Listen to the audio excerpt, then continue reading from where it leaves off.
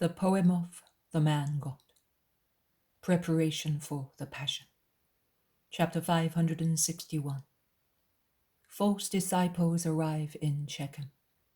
At Ephraim, Jesus restores the tongue to the dumb slave of Claudia Procula. 7th of February, 1947.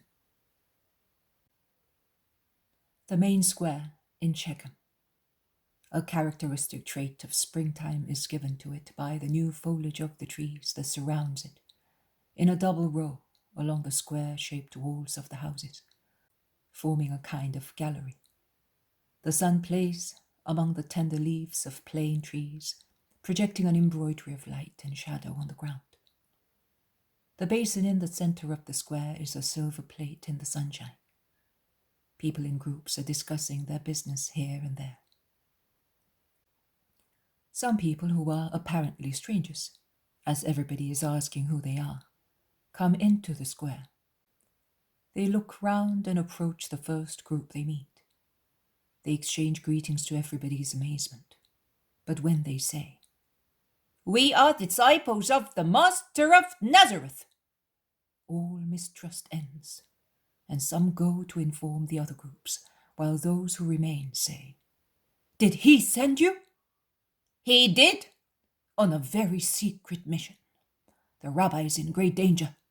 No one loves him anymore in Israel, and he, who is so kind, asks you at least to remain faithful to him." "But that is what we want. What are we to do? What does he want of us?" "Oh, he wants nothing but love, because he relies too much in the protection of God, and with what is said in Israel. But you are not aware that he is being accused of Satanism and insurrection. Do you know what that means? Reprisal of the Romans against everybody. And we, who are already so miserable, will be struck even harder. And we shall be condemned by the holy ones of our temple. It is certain that the Romans... Also, for your own sake, you ought to take action, and persuade him to defend himself, and defend him, and make it almost, nay, make it definitely impossible for him to be caught, and thus be harmful, having no intention of being so. Persuade him to withdraw to Gerizim. Where he is now, he is still too exposed, and he does not appease the anger of the Sanhedrin or the suspicions of the Romans. The Gerizim is certainly entitled to the right of sanctuary. There is no sense in telling him. If we told him, he would say that we are anathema because we advise him to be cowardly. But it is not so. It is love. It is prudence on our part. We are not allowed to speak, but you can. He loves you. He has already preferred your region to the others. So, organize yourselves to accept him, because you will at least find out for certain whether he loves you or not. If he should refuse your assistance, it would mean that he does not love you. And then it would be better if he went elsewhere, because, believe us, we are telling you this with sorrow. His presence is a danger for those who give him hospitality. But you are, of course, the best of his admirers, and you do not worry about dangers. However, if you risk reprisals of the Romans, it is fair that you should do so for an exchange of love. We advise you for everybody's sake.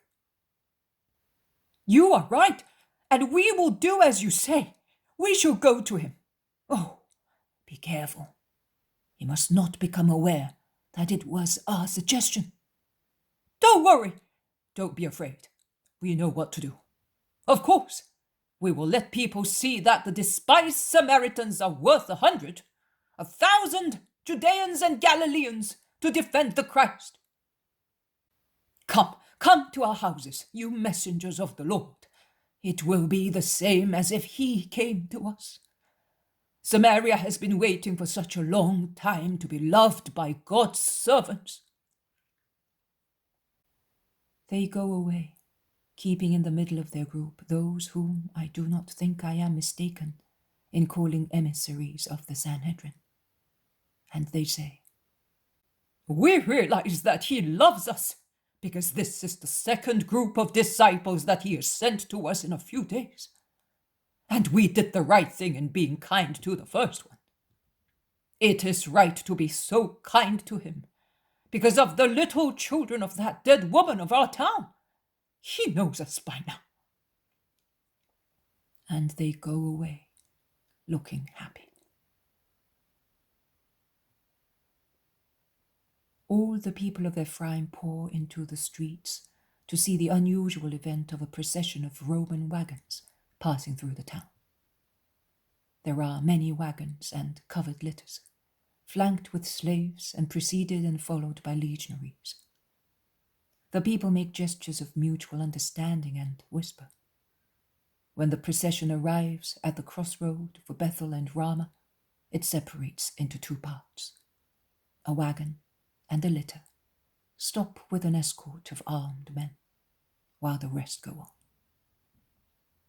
The curtains of the litter are drawn for a moment, and a lady's white hand, studded with gems, beckons the head of the slaves to go near it. The man obeys without speaking. He listens. He approaches a group of curious women and asks, "Where is the Rabbi of Nazareth?" "He lives in that house, but at this time of the day he is usually at the stream. There is a little island there, near those willow trees over there, where the poplar is. He stays there praying all day long." The man goes back and reports. The litter sets out again. The wagon remains where it is. The soldiers follow the litter as far as the banks of the stream and bar the way. Only the litter proceeds along the stream as far as the islet, which in the process of the season has become well wooded. A huge, impenetrable tuft of the greenery, surmounted by the trunk and the silvery foliage of the poplar. At an order, the bearers with tucked-up garments enter the water, and the litter crosses to the other side of the little watercourse. Claudia Procula comes out of it with a freed woman, and Claudia beckons a dark slave escorting the litter to follow her. The others go back to the bank of the stream. Claudia, followed by the two people, proceeds into the islet towards the poplar standing out in the center. The tall grass stifles the noise of steps. She thus arrives where Jesus is absorbed in thought, sitting at the foot of the tree. She calls him, advancing by herself, while with an authoritative gesture she makes her two faithful attendants stop where they are.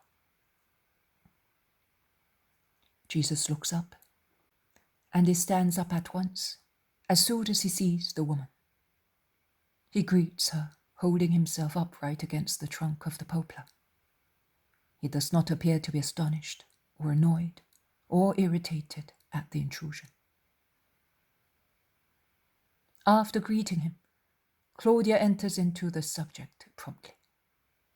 "Master, some people have come to me, or rather to Pontius. I do not make long speeches, but as I admire you, I say to you what I would have said to Socrates if I had lived in his days, or to any other virtuous man unjustly persecuted. I cannot do very much, but I will do what I can. And in the meantime, I will write where it is possible for me to do so, to have you protected, and to make you powerful. So many undeserving people live on thrones or in high positions. Domina, I have not asked honors and protection of you. May the true God reward you for your thought, but give your honors and protection to those who long for them. I do not crave after them." "Ah, there you are. That is what I wanted. So you really are the just man I foresaw. And the others, your worthless slanderers, they came to us and... You need not tell me, Domina. I know. Do you also know that they say that because of your sins, you have lost all power and consequently you live here as an outcast? I know that too. And I know that it was easier for you to believe the latter rumor than the former. Because your heathen mind can descry the human power or the human meanness of a man, but it cannot yet understand what is the power of the Spirit. You are disappointed by your gods, who, in your religion, appear to be quarreling continuously, and to have such a failing power, subject to easy interdictions because of their reciprocal contrasts. And you think that the true God is the same. But it is not so. As I was the first time you saw me cure a leper, such I am now, and such I shall be when I appear to be completely destroyed. That is your dumb slave, is it not? Yes, master. Tell him to come forward. Claudia utters a cry, and the man moves forward to prostrate himself on the ground between Jesus and his mistress. His poor heart of a savage does not know whom he should venerate more. He is afraid that to venerate the Christ more than his mistress may cause him to be punished. But even so, after casting a suppliant glance at Claudia, he repeats the gesture he made at Caesarea. He takes Jesus' bare foot in his big, dark hands, and stooping with his face on the ground, he lays the foot on his head. Domina, listen. According to you, is it easier for a man to conquer a kingdom by himself, or to make grow again a part that no longer exists of a human body? To conquer a kingdom, master. Fortune favors the brave, but no one, that is, only you, can make a dead man revive and give eyes to the blind. Why? Because God can do everything. So, according to you, I am God? Yes. Or, at least, God is with you. Can God be with a wicked person? I am talking of the true God, not of your idols that are the frenzy of those who seek what they perceive to exist without knowing what it is, and they imagine phantoms to satisfy their souls. No, I would not say so. Even our priests lose their power as soon as they fall into sin. Which power? Well, the power to read the signs of the sky and the responses of victims, the flights and singings of birds. You know, augurs, haruspices, I know. So, look, raise your head and open your mouth, man, whom a cruel human power deprived of a gift of God. And by the will of the true, only God, the creator of perfect bodies, have what man took away from you. He has put his white finger into the open mouth of the dumb man. The freed woman, who is very curious, cannot remain where she is, and she comes forward to see. Claudia has bowed to watch.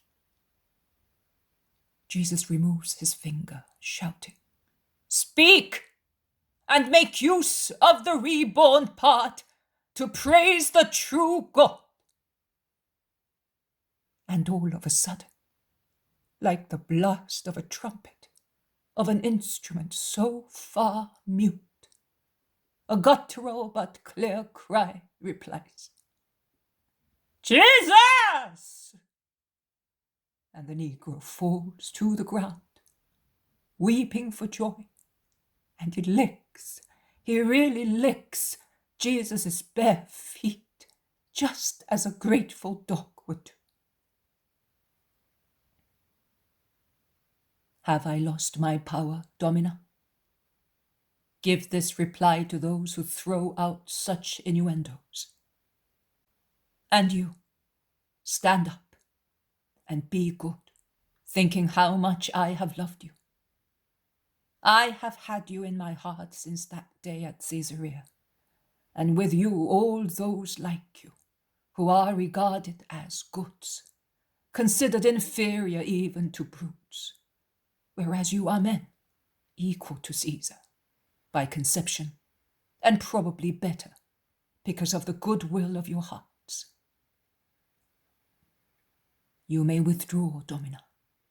There is nothing else to be said. Yes, there is something. There is the fact that I doubted, that I, with grief, almost believed what they said about you. And I was not the only one. Forgive us all, except Valeria, who has never changed her mind. Nay, her mind is more determined than ever. And there is my gift to be accepted, this man. He could no longer serve me now that he can speak. And my money. No, neither. So, are you not forgiving me? I forgive also those of my people who are twice guilty of not knowing me for what I am. And should I not forgive all of you, deprived as you are of all divine knowledge? Here, I said that I would not accept your money or the man. I will now accept both, and with the money, I will free the man. I give your money back to you because I am buying the man. And I am buying him to make him free, so that he may go back to his country, to say that on the earth there is the man who loves all men. And the more he sees their unhappiness, the more he loves them. Keep your purse. No, master, it is yours. The man is free just the same. He's mine. I have given him to you. You are freeing him. No money is needed for that. Well, have you a name? He asks the man. We used to call him Callisto scoffingly, but when he was caught. It does not matter. Keep that name, and make it real by becoming very handsome in your spirit. Go, be happy, because God has saved you. Go. The Negro does not tire of kissing and saying, "Jesus! Jesus!" And he lays Jesus' foot once again on his head, saying, "You, my only master! I, your true father. Domina, you will take upon yourself to let him go back to his country.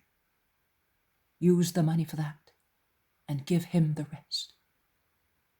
Goodbye, Domina, and never listen to the voices of darkness. Be just, and strive to know me. Goodbye, Callisto. Goodbye, woman." And Jesus puts an end to the conversation by jumping across the stream to the side opposite to the one where the litter is. And he disappears among the bushes, the willows, and the reed thickets. Claudia calls the litter bearers and enters the litter again with a pensive countenance. But if she is silent, the freed woman and the free slave talk as much as 10 people, and even the legionaries forget their rigid discipline in the presence of the wonder of a reborn tongue. Claudia is too absorbed in thought to order them to be silent. Reclined in the litter, one elbow resting on pillows, her head supported by her hand, she does not hear anything. She is engrossed in thought. She does not even notice that the freed woman is not with her, but is chattering like a magpie with the litter bearers, while Callisto is speaking to the legionaries who, if they keep lined up, do not keep silent. They are too excited to do so. Going back the same way, they arrive at the Bethel and Ramah crossroads. The litter leaves Ephraim to join the rest of the procession. Footnote number 1. Callisto is in fact a Greek word meaning very beautiful, very handsome.